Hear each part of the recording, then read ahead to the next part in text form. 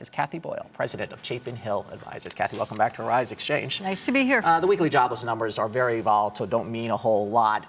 They went up, but they're still below what the Labor Department says is that 300,000 number. How solid are these numbers to show that the job market continues to at least not fall apart? You know, we're not trusting them at all. When we talk to our clients, who are a lot of small business owners and medium-sized business owners, they are saying they're not really hiring.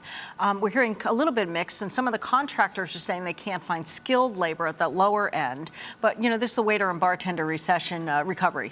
You know? Well, it's the service industry recovery, Absolutely. really. It's the low-end jobs, it's the part-time jobs, and you know, now the government says the GDP numbers aren't necessarily accurate. No one has ever thought that the unemployment numbers were particularly accurate. Right. I mean, the Bureau of Labor Statistics is who gives these numbers out, BLS. Mm-hmm. And this is how wrong they were. In April, they said oil dropped 4.7%. The actual number was plus 8%. Right. So if they can be off almost 13% on oil, what do you think they're doing on the jobs numbers? And remember, these are all statistical numbers. They count in the number of people they think are going to die, the number of businesses who may or may not create jobs. Right. It's an artificial birth-death ratio based back in the 50s when we had lots of baby boomers coming in and being born and, you know, businesses being created. We were a very different world. The housing numbers are particularly strong, but I think there has to be concern here that they're strong because we still have a very low interest rate environment and people are worried that they're going to start popping up. They are. And so this is your last gasp. If you want to refi, if you want to get rid of the big old mortgage, you want to do it, this is now, right? Because everybody's talking about rates. There's a general consensus now that rates are going up. When, we don't know, but rates are going to be higher a year from now, for sure. So if you want to refinance, if you want to buy a house for the first time, now's your time to do it. Can the housing market survive interest rates being hiked?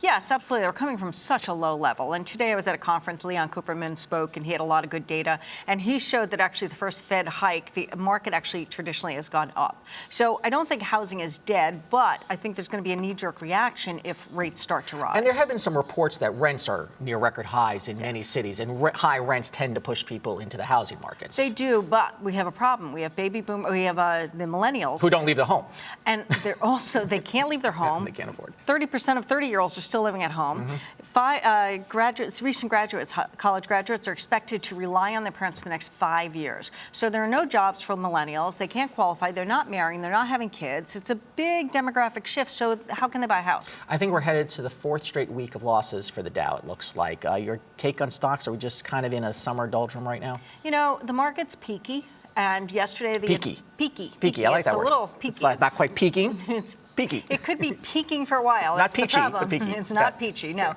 We have very expensive valuations. And yesterday, the advanced decline number broke, which shows you the cumulative number of stocks going up, making new highs versus declines. That number is watched as a sign when that breaks its trend line and it's not keeping up with the large cap indices, which it's not. It has signaled 4 of the last 5 crashes. It can sometimes be quite early. It happened in 98. We really didn't see a pullback till the end of 99, early 2000. You're using the word crash, but better than a 10% correction is what you're thinking? Yes. I mean, many people in the world that I live in feel that we could see a 20, 30, or 40% correction at some point.